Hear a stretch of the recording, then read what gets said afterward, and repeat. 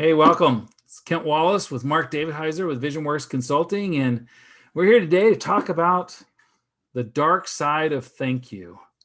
Yeah, whenever I hear the dark side, you know where my mind goes back in our generation. You see the words scrolling up and you hear the tune dun dun dun. You don't want to go there, but back on track. Right. On track. But that's really what we're talking about. We're talking about the fact that, what we see January as being is the season of gratitude. Most of you have just come through a season of appeal and request. You're wrapping up the end of the year. Things either went well or they didn't go well. And so financially, you're like into January, it's like we're restarting all over again. And what we're proposing to you is, instead of like gearing up, like, okay, what's our next development fundraising request option? What we're saying is use January to be your season of gratitude, and really, really look at your next 30 to 45 days as how can we show appreciation for our constituency. Now, as we roll into that, where we want to start is what not to do, like the dark side. Definitely things to avoid, what not to do. And with experiences that both Mark and I have had or seen clients do, or unfortunately, maybe we've done it ourselves at one point or the other. I have to admit to a lot of those. Well, we'll start there. We'll start with they don't need to be thanked at all, right? Because they're doing this advanced. Let's start there, Mark. Working with donors, but sometimes we forget our key donors, our key volunteers. And maybe they're helping you put on your big event, and they are so spot on. They're faithful. They're doing it, and they're doing it out of their heart. And you convince yourself that they don't need to be thanked. They're doing this because they want to do it. And year after year, and I'm speaking personally from, I don't know, some of you in ministry sometimes have your spouse helping you with all kinds of important things. And I thought, well, Betsy's here because she wants to be here. And so I neglected to thank her. And after a while, she got to wonder, do you appreciate me? Right. Why am I doing this? Right. If you don't want me to do it. Right. And that's what was communicated. And so that's the dark side of thank you. And I think that even sometimes people spiritualize it, and I think that is such a danger. You're doing this for the kingdom.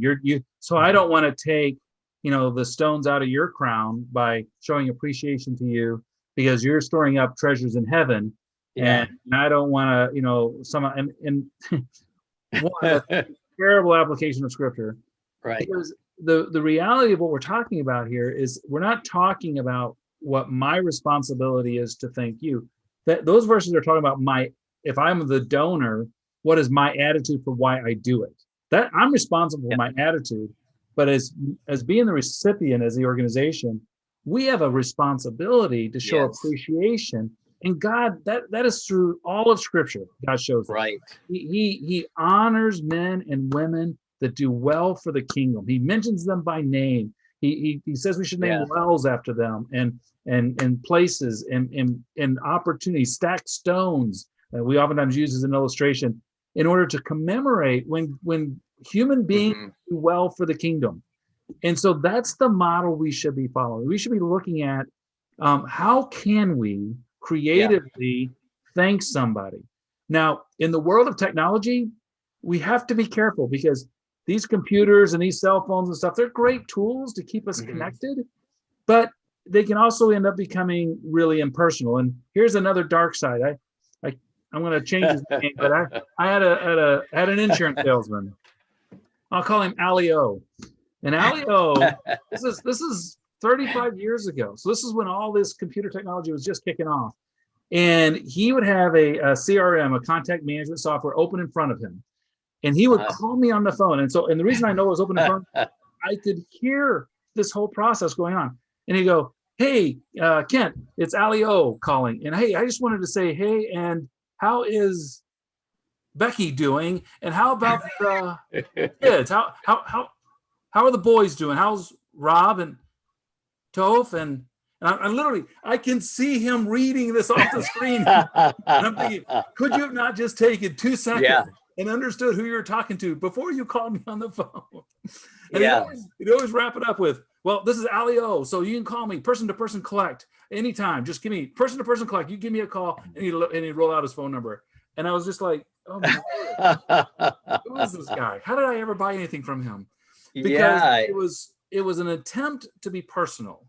Yeah. But it was An attempt so to be sincere. right, but it was so impersonal. It was Yeah. it was just he was using the technology, but he wasn't embracing the idea that these are prompts to help remind me of the relationship I have with this person, but they're not a crutch that I need to Right. lean on to the point where now all of a sudden it comes off as stilted, impersonal, and ineffective. Any Right. experiences like that you've had, Yeah. Mark? Yeah. Not to gang up on reps, but when I worked with an organization, our insurance rep came out, his once a year visit, and we did significant business with him. And at the end of our conversation, I mean, he made the call. We were face to face, and goes, "Oh, yeah, the company sent something to say thank you." Yeah, and he walks over to his trunk, opens the trunk, and he has boxes of little trinkets with the logo of the company on it. He goes, here you go. Here's a keychain and it's like, what? What? This is thanking me? No. It is kind of like, just kind of tosses it my way. And it's like, this isn't relational. This is insincere. This is tacky. Yeah. I mean, he was making the attempt to be face to face, but don't forget what you're really trying to do. Yeah. And what you need to do to be sincere, to be personable, and to actually look someone in the eyes and say thank you. Yeah. Period. Yeah, and it's like even in the mail, you and I both get plenty of cards and postcards and thank yous from people, and I just love the ones that are just like computer printed to look like someone hand wrote it, and I'm like I know you didn't write this to me, and I'm not going to get into solution, but I'm just going to tip toward that because we talk more about that later on, but when you think about stuff that you open, when your mail comes in and there's something handwritten, when do you open that? A handwritten note, when do you open that? Yeah. First or last, Mark? What are you, a first or last? Oh, first. You shuffle through and it's like, oh, huh. And you pull it out because it's the only one in the mail. Yep. And I'm last. I always put that last. It drives my wife crazy because I know that's something personally written to me. And I'm going to get through all the crap first, get all through that stuff I got to get through. And then I'll open up that personally written note to me because I look forward to that. But for me, it's dessert first. Yeah, dessert first. I got okay, all right. But the point being is we have all these great tools out there: the automation, the ability to do mass printings, mass mailings. Yeah. We do all those things, but we can't use them and lose the personal touch. And when we get a systematized system of thank you, you've missed it. You've lost the connection. Definitely. And I have clients that do a beautiful job because even when I get an appeal letter, there's a form letter that comes to me at the bottom on the signature line, there's a personal note to Kent and Becky. And I tell you, and it makes all the difference in the world to me. It means you took a moment to say thank you, really, and now I'll read the rest of the letter. And it just separates you out of it. And we're not supposed to be getting the solution, but we're just hammering the dark side. Dark side is don't go to the dark side. Go to the dark side. Watch out for that system. Luke, come this way. Watch out for the systematized process of thank you. That's the dark side. Anything that puts a barrier, a wall between you and your client in technology or a systematic process where, and here's the key, it no longer feels personal. I no longer believe you actually know who you're talking to. Right. And that even goes to your example in the trunk. It's like you're standing right there in front of me. All you really had to do is grab my hand and say, thank you. Your business means the world to us. And then hand you an envelope with a few specifically chosen tokens that he picked out just for you. It would have meant so much more than pop open your trunk and start throwing you trinkets that you're going to get to the grandkids or throw away anyway. Yeah. Well, Mark, anything else you got? No, I think that's good to start on. And we'll talk more about solution later. Yeah. So I'm Kent Wallace. This is Mark David Heiser. We're with VisionWorks Consulting. We'd love to help you grow your organization, grow your ministry, help your board to develop and be everything it can be. Feel free to give us a call or visit our website, www.visionworks.us or 269-686-7785. God bless. Thanks for the time. We'll talk to you later. Bye-bye.